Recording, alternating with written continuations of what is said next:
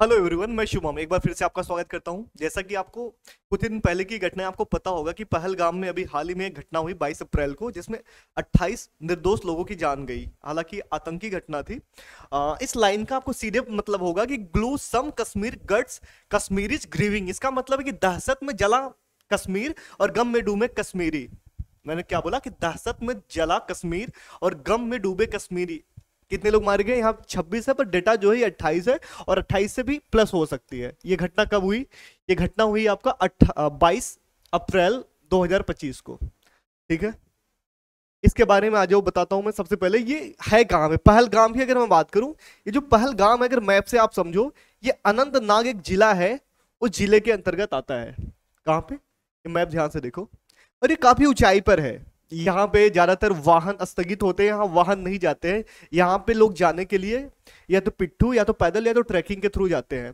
इसीलिए आतंकवादियों ने इस जगह को चुना, क्योंकि ये जगह बहुत शांत रहती है। हालांकि सुरक्षा यहाँ पे बहुत अचूक रहती है, नो डाउट। ये वही प्लेस है जहाँ पे अमरनाथ भी स्थित है। अमरनाथ जी की जो यात्रा होती है, यहीं पे अमरनाथ जी भी स्थित है।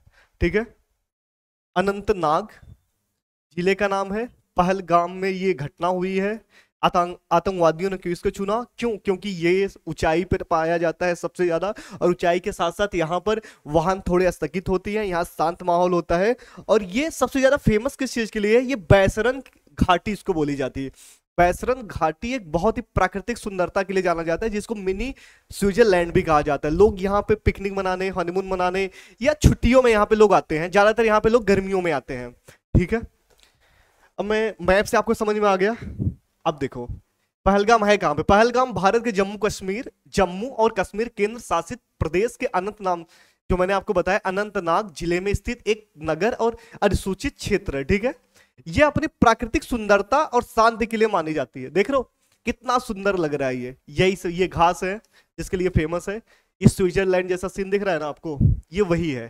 ठीक है, यह हर साल हजारों पर्यटक अपनी ओर आकर्षित करता है, और खासकर गर्मियों के लोग यहाँ पे आते हैं। मतलब पहलगाम एक ऐसा क्षेत्र है जहां हर साल हजारों लोग आते हैं इसकी खास सुंदरता को देखकर। ठीक है, यहीं पे वो घटना हुई। यहीं पर 28 निर्दोषों की जान गई, कुछ लोग घायल हुए हैं। हालांकि ये संख्या बढ़ भी सकता है। अब मैं बात करूं कि क्या कश्मीर में इसके पहले भी घटना हुई है, तो बात है हाँ, बिल्कुल हुई है। कब हुई है? पहले तो आप उसके पहले बैसरण के बारे में जानो। बैसरण होता क्या है? बैसरण बहुत ही फेमस एक घाटी है। यहाँ पे बैसरण एक हरी भरी घाटी है जो पहलगाम जम्मू कश्मीर में स्थित है। इसे मिनी स्विट्जरलैंड भी कहा जाता है, जो मैंने आपको अभी बताया। ये वही घाटी है। ठीक है, इसको मिनी स्विट्जरलैंड भी कहा जाता है। यह एक खूबसूरत घास का मैदान है जो घने देवदार और चीड़ के जंगलों से घिरा हुआ है। देवदार के वृक्ष की अगर मैं बात करूं, ये रहा, बहुत लंबे लंबे होते हैं, बहुत लंबे लंबे। ठीक है, चीड़ के घनों से घिरा हुआ है, और इसके चारों ओर बर्फ से ढकी चोटियां हैं, ये देखो।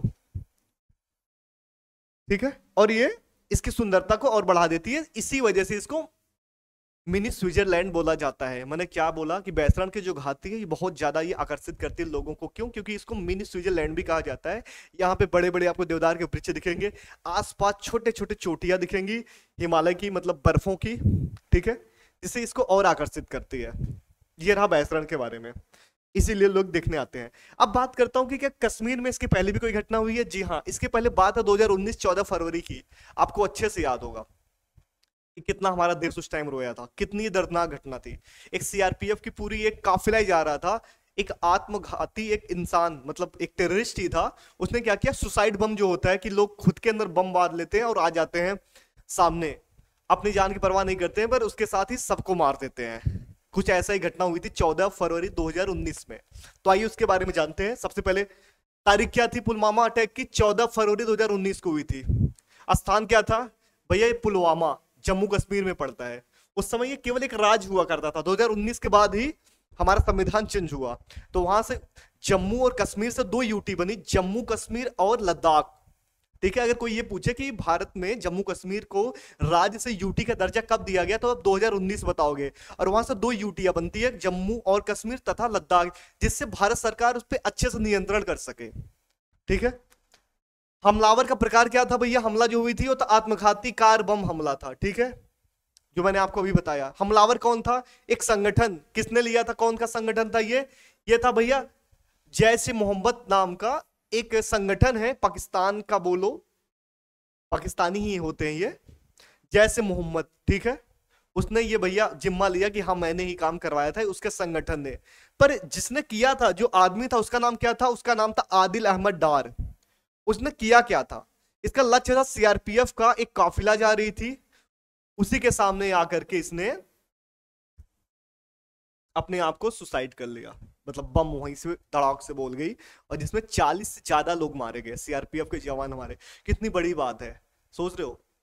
जब कोई एक जवान मरता है पूरा देश रोता है, और वहां एक साथ 40 जवान मारे गए। 78 से ज्यादा वहां पे थे, बहुत ज्यादा लोग शहीद तो 40 से प्लस ही हुए थे हालांकि, और उसके साथ बहुत सारे लोग वहां पर आपके क्या बोलते हैं घायल भी हो गए थे, ठीक है। आप ध्यान से समझो कि 40 से ज्यादा सीआरपीएफ के जवान शहीद हुए और बहुत सारे लोग घायल भी हुए, 36 से 38 के आसपास। और अगर मैं बात करूं, आत्मघाती हमलावर आदिल अहमद डार ने 78 सीआरपीएफ वाहनों के काफिले में एक कार से भारी विस्फोटक भरकर उस काफिले से टकरा दी। इस धमाके में 40 जवानों की जान चली गई। क्या हुआ था कि एक आदमी था, वो ड्राइव कर रहा था, जिसके अंदर बहुत सारे विस्फोटक बम भरे हुए, तो डायरेक्ट जाकर वो जवान की जो गाड़ी जा रही थी उसमें टकरा दी, जिसमें 78 से ज्यादा लोग बैठे हुए थे और 40 से ज्यादा लोग वहां मारे गए। मतलब शहीद हो गए। मारना वर्ड तो अपमान होगा कि हमारे जो जवान थे वो शहीद हो गए। उसमें पूरा देश रोया था। बहुत ही मतलब दर्दनाक घटना थी। हालांकि जो ये घटना हुई है, ये भी कोई कम घटना, कोई बड़ी छोटी घटना नहीं, बहुत बड़ी घटना है ये, ठीक है। अब मैं बात करता हूं कि जो पहलगाम आतंकी हमला हुआ, इसके बाद भारत ने क्या किया। भारत ने 5 बहुत बड़े कदम उठाए पाकिस्तान के लिए। सबसे पहला क्या किया उसने कि पाकिस्तान के साथ जो 1960 का जो सिंधु जल संधि थी उसको स्थगित कर दिया। ये पहला फैसला था। अभी मैं आपको इसको डिटेल में भी बताऊंगा इसका प्रभाव क्या पड़ा पाकिस्तान में, ठीक है। दूसरा था कि अटारी एकीकृत चेक पोस्ट को तत्काल प्रभाव से बंद कर दिया। जो अटारी चेक पोस्ट था इसको भी बंद कर दिया, ठीक है। तीसरा करूं जो बात है, जो सार्क के तहत वीजा छूट थी। सार्क के तहत वीजा, अभी आपको इसका भी डिटेल बताऊंगा कि सार्क के तहत वीजा का मतलब क्या होता है, किनको छूट दी जाती है, कौन आते हैं, उनके तहत ये भी बंद कर दिया। और 48 घंटे के अंदर अपने देश छोड़ने के कहा कि भारत के अंदर जो भी सार्क के तहत, जो वीजा के स्कीम के तहत जो अपने यहाँ जो भी नागरिक जो पाकिस्तानी यहाँ के आके रह रहे हैं, उनको तुरंत 48 घंटे के अंदर देश छोड़ के जाना होगा, ठीक है। चौथा फैसला क्या था भैया? चौथा फैसला यह था कि जो अपने एम्बेसी के अंतर्गत नई दिल्ली में जितने भी पाकिस्तान के हाई कमान रह रहे हैं, वो जल्दी से जल्दी यहां से अपने दूतावास को खाली करें और डायरेक्ट पाकिस्तान चले जाएं। 7 दिन के अंदर उनको समय दिया गया कि 7 दिन के अंदर वो दूतावास को खाली करे, और यहां से चला गया। उनको क्या घोषित किया गया है? अवांछनीय व्यक्ति, जिसको एक वर्ड है बोला जाता है पर्सोना नॉन ग्रेटा, ठीक है। पांचवा क्या कहा गया? पांचवा ये बोला गया है, पांचवा में सबसे बड़ा फैसला भारत ने ये लिया कि जितने भी पाकिस्तान में हमारे दूत रह रहे हैं उनको जल्दी से जल्दी भारत बुला लिया गया, ठीक है। ये 5 सबसे बड़ा फैसला था। अब मैं बात करता हूं इन पांचों फैसले से पाकिस्तान पे इफेक्ट क्या हुआ उसको जानते हैं, ठीक है। साथ में मैं सार्क का क्या मतलब है उसको भी डिटेल में बताता हूं। देखो, सबसे पहला उसका अपने भारत ने क्या फैसला लिया? सबसे बड़ा उसने क्या किया एक्शन? सिंधु जल संधि स्थगित कर दिया। इससे प्रभाव क्या पड़ेगा कि भारत पाकिस्तान के बीच जो 1960 की जो सिंधु जल संधि एक बड़ा शांतिपूर्ण समझौता था, अब क्या किया कि भैया भारत अब इसको पानी को रोक भी सकता है, साथ में अपने यूज के लिए भी पूरा यूज कर सकता है। उस पाकिस्तान का कोई राइट नहीं होगा। सोचो, वहां पानी के लिए बेचारे त्राही त्राही माम मच जाएगा। उनको बेचारे वर्ड कहना भी गलत ही होगा, उतने क्रूर होते हैं ना, मैं आपको क्या बताऊं, ठीक है। पहला, अटारी एकीकृत चेक पोस्ट बंद करने से क्या होगा भैया? अटारी जो एकीकृत चेक पोस्ट था ना, ये भारत पाकिस्तान का व्यापार का एक प्रमुख केंद्र था। यहीं से व्यापारों का आदान प्रदान होता था। अटारी चेक पोस्ट थे, वो भी बंद कर दिया। सीधे क्या, अब इससे क्या होगा कि पाकिस्तान की अर्थव्यवस्था पे सीधे के सीधे ये हमला है, ठीक है। ये दूसरा हो गया, इनका व्यापार भी प्रभावित। तीसरा बात करो, जो सार्क के तहत वीजा के तहत जो भारत में प्रवेश नहीं कर पाएंगे। अब पाकिस्तानी कोई भी जो सार्क वीजा के तहत इंडिया में आते थे वो नहीं आएंगे। अच्छा, सार्क वीजा के तहत का मतलब क्या होता है? सार्क वीजा एक स्कीम होती है जिसके तहत अगर आप कोई वकील है, ये देखो चुनिंदा लोग, कोई पत्रकार हो गया, कोई व्यापारी हो गया, कोई सांसद हो गया, कोई डिप्लोमेट्स हो गया आदि, एक दूसरे के देश में वीजा की छूट मिलती है। मतलब ये कह रहा है कि अगर पाकिस्तान का कोई ऐसा है जो वकील है या फिर व्यापारी है, सांसद है, डिप्लोमेट्स है, तो इंडिया में वो सार्क वीजा के तहत आ सकता था अब तक, लेकिन अब नहीं आएगा। और इसके साथ ही अभी जितने रह रहे हैं उनको भी यहां से निकाल के खदेड़ा जाएगा, ठीक है। इससे सीधा साफ होता है कि भैया अब हमें सांस्कृतिक, सामाजिक और व्यापारिक एक्सचेंज नहीं करना है, अब भाड़ में जाए। अब तो हम डायरेक्ट करेंगे, समझौता कुछ भी नहीं, ठीक है। अब आर पार की लड़ाई होगी। चौथा, भारत ने क्या किया कि पाकिस्तानी उच्चायोग में सलाहकारों को ये पर्सन नॉन ग्रेटा घोषित कर दिया। इसका मतलब ये होता है कि इंडिया के अंदर जो भी पाकिस्तानी सलाहकार हैं जो अपने दिल्ली एम्बेसी में हैं, उनको 7 दिन के अंदर अपने एम्बेसी को खाली करना होगा और वो चले जाएं पाकिस्तान। अब हमें कोई वार्ता नहीं करनी है। इससे भारत और पाकिस्तान के बीच ये होगा कि भविष्य में हमें कोई वार्ता करने की जरूरत नहीं है। अब हम बातचीत पे हम विश्वास नहीं करेंगे। ठीक है, अब बात करता हूं मैं चौथा। हो गया ये पांचवा, भारत के सलाहकारों को इस्लामाबाद से बुलाना। भारत के जो अपने सलाहकार है वो भी क्या करते हैं, इस्लामाबाद पाकिस्तान में एम्बेसी में हैं। जैसे ऐसे बहुत सारे होते हैं, जैसे हमारे कुछ देशों के साथ जिनके साथ अच्छे संबंध होते हैं, तो वहां पर हमारे दूत भेजे जाते हैं। ठीक है, तो भैया उनको भी बुला लिया गया कि भैया तुम अब कोई बातचीत नहीं करनी हमें, तुम जल्दी से जल्दी वहां से चले आओ, अब तो डायरेक्ट यहाँ कार्यवाही होगी, बहुत हो गया समझौता। इससे क्या होगा, ये सीधे सीधे कैसे संकेत क्या मिला, जो पांचों भारत ने ये बड़े फैसले किए हैं, जो कार्यवाही की है पाकिस्तान के खिलाफ, इससे सबसे बड़ा क्या होता है पता आपको, ये डिप्लोमेटिक लेवल से लेकर बॉर्डर तक की एक कार्रवाई होती है। जिसका मतलब ये होता है कि जो नया भारत है ना, अब सहेगा नहीं भैया, अब ये जवाब देना भी जानता है। ठीक है, ये आप अच्छे से देख लो, मैं आपको इसका पीडीएफ भी दे दूंगा अच्छे से, आपके एग्जाम में यहां से भी क्वेश्चन आ सकते हैं कि कैसा क्या है, बैसलन किसके लिए फेमस है, और भारत ने 5 कौन कौन से कदम उठाए, ये सारी चीजें।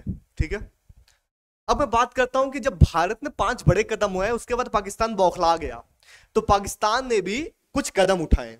उसने क्या किया भैया, उसने 5 वो भी बड़े बड़े कदम उठाए। पहलगाम के बाद उसने क्या किया कि पाकिस्तान ने भारतीयों से 30 अप्रैल तक देश छोड़ने को कहा। मतलब जो पाकिस्तान में जो अपने भारतीय रह रहे हैं भैया, उनको 30 अप्रैल तक कहा है कि तुम देश छोड़ दो, सबसे पहला। दूसरा क्या बोला है कि भारत के लिए अपना एयर स्पेस बंद कर दिया, अब वहां पे अपना कोई भी एयर स्पेस जहाज नहीं रुकेगी। दूसरा उसने ये कदम उठाया, इसका भी मैं डिटेल में आपको एक्सप्लेन कर रहा हूं। तीसरा इसने ये किया कि पाकिस्तान ने शिमला समझौता को भी रोक दिया। जो शिमला समझौता हुआ था भारत और पाकिस्तान के बीच में, उसको भी पाकिस्तान ने रोक दिया। और चौथा क्या, बाधा जो बॉर्डर है, जो बहुत ही फेमस एक बॉर्डर है, उसको भी भैया बंद कर दिया। और द्विपक्षीय समझौता भी स्थगित कर दिया, जितने भी द्विपक्षीय समझौते आज तक हुए थे भारत के और पाकिस्तान के, उसको भी इसने स्थगित कर दिया। अब आइए मैं इसको डिटेल में आपको समझाता हूं, इसका डिटेल में क्या मीनिंग है। ठीक है, देखो भारत ने पाकिस्तान क्या बोलते हैं, पाकिस्तानियों ने भारतीयों से 30 अप्रैल तक देश छोड़ने को कहा है। मतलब पहलगाम हमले के बाद भारत ने पाकिस्तान पर कूटनीतिक दबाव बनाना जब शुरू किया, तो जवाब में पाकिस्तान ने भी अपने देश में रह रहे भारतीय नागरिकों को कहा कि तुम 30 अप्रैल तक देश छोड़ दो। सीधे सीधे एक्शन का रिएक्शन है। जब अपने भारत ने कदम उठाया तो भी बौखला गया, उसने सीधे बोला कि भैया जैसे हमने बोला कि यहाँ पे जितने भी सार्क वीजा के तहत आदमी रह रहे हैं उनको डायरेक्ट पाकिस्तान भेज दिया जाए, तो उसी तरीके से उसने भी बोला कि जितने भी यहाँ भारतीय रह रहे हैं उनको जल्दी से जल्दी इंडिया भेज दिया जाए।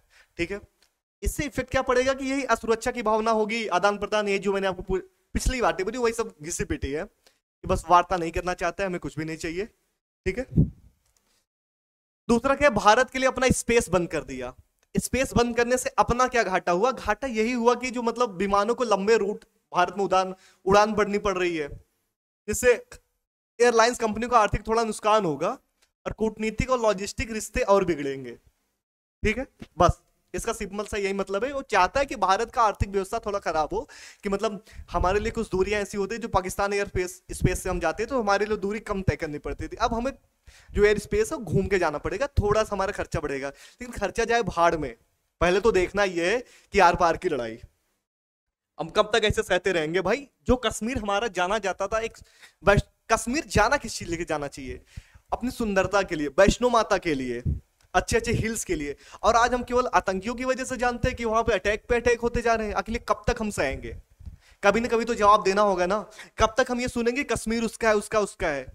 अब तो लड़ाई आर पार की है, अब तो सारा फैसला इसी में होगा, सारा बदला लिया जाएगा। अब बात करें शिमला समझौता की, जो 1972 में शिमला समझौता हुआ था, उसको भी इसने स्थगित कर दिया। इससे क्या होगा कि भैया सीधे सीधे इसका यही संकेत है कि हमें कोई शांति समझौता नहीं करना है, ना कोई वार्ता करना है। पाकिस्तान ने सीधे इसको स्थगित करके यही पैमान दिया है। ठीक है, ये रहा तीसरा। देखो, नोट करना चाहो नोट कर लो, मैं अपने टेलीग्राम पे आपको पीडीएफ में दे दूंगा, आपको ये घबराने की जरूरत नहीं है। ठीक है, और चौथा इसने क्या किया, पाकिस्तान ने बाधा बॉर्डर भी बंद कर दिया। मतलब बाधा बॉर्डर जो एक प्रसिद्ध सीमा स्थल है जहां से लोग माल, जहां पे लोगों का और मालों का दोनों का आदान प्रदान होता है, मतलब व्यापार भी होते हैं और लोग भी आदान प्रदान किए जाते हैं। आदान प्रदान का मतलब है एक दूसरे देश में आते जाते हैं, उसको भी स्थगित कर दिया। इससे वहां से निजी लोगों को असर पड़ेगा, टेंशन बढ़ेगा। बस उसने ये किया, मतलब वो अपने जितना भी वो अपने क्या बोलते हैं, जितने भी तुच्छपन पे आ सकता है वो बस वही कर रहा है, वो अपने तुच्छपन को दिखा रहा है। और अगर मैं पांचवें पॉइंट की बात करूं, सभी द्विपक्षीय समझौते स्थगित कर दिए। इससे क्या होगा भैया, दोनों देश के बीच भरोसा तो कायम है ही नहीं, बिल्कुल भी, कमी थी पहले से भी और कमी हो गई। और फ्यूचर में कोई भी वार्ता ऐसी नहीं की जाएगी जो द्विपक्षीय हो। मतलब भारत अब इसके साथ वार्ता करना ही नहीं चाहता, सिंपल सा जवाब मांग रहा है कि तुमने ऐसा क्यों किया। और पाकिस्तान भी पूरे मूड में है इस बार, और बातचीत के रास्ते तो सीमित हो ही गए हैं। अब देखते हैं अगली अपनी कार्रवाई क्या होगी। तब तक के लिए अगर कोई भी ऐसी न्यूज आती है मैं आपको अपडेट देता रहूंगा। और अगर आपको जानकारी पसंद आया हो तो वीडियो को लाइक करें, सब्सक्राइब करें चैनल को, और लोगों के साथ शेयर करें। और साथ में आपको पीडीएफ प्रोवाइड कर दूंगा। और यहाँ पर आपको अगर नए हैं तो आपको मैं बता दूं कि यहीं पर आपको यूपीएसआई की कंप्लीट तैयारी भी कराई जा रही है, जीएस से लेकर के। अभी हमारा सीरीज चला है पीवाईक्यू का, जिसमें हिस्ट्री तुषार सर पढ़ा रहे हैं, पॉलिटी मैं पढ़ा रहा हूँ, यूपीजी के स्पेशल भी मैं ही पढ़ा रहा हूँ। कुछ दिन पे और भी ऐसे क्लासेज आती रहेंगी। तो ऐसे ही आप अपना प्यार बनाते रहिए, हमें प्यार दिखाते रहिए। Thank you so much.